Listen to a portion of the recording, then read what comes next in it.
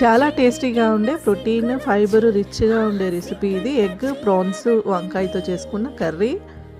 అప్పట్లో మన పెద్దవాళ్ళు ఉత్తి నాన్ వెజ్ కర్రీ వండితే ఎక్స్‌పెన్సివ్ అవుతదని కొన్ని కూరగాయలు వేసి వండేవాళ్ళు. కానీ అది చాలా గుడ్ ఐడియా.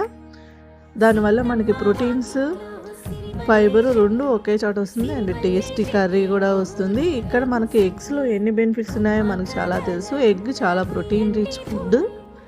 ఇక్కడ ఎగ్ తినడం వల్ల మనకి వెయిట్ లాస్ అవ్వడానికి ఛాన్సెస్ ఉంటుంది. అండ్ బ్రెయిన్కి చాలా మంచిది. అండ్ బోన్స్ కూడా చాలా మంచిది. ఇక్కడ వంకాయ తినడం వల్ల ఇంకా చాలా హెల్త్ బెనిఫిట్స్ ఉన్నాయి. హార్ట్ హెల్త్కి మంచిది. అండ్ వెయిట్ తగ్గించుకోవడానికి కూడా బెనిఫిట్స్ ఉన్నాయి. ఇంకా క్యాన్సర్ని కూడా ప్రివెంట్ చేస్తుంది వంకాయ వల్ల. వంకాయ కానీ ఎక్కువగా తినకూడదు, లిమిట్గా తినాలి.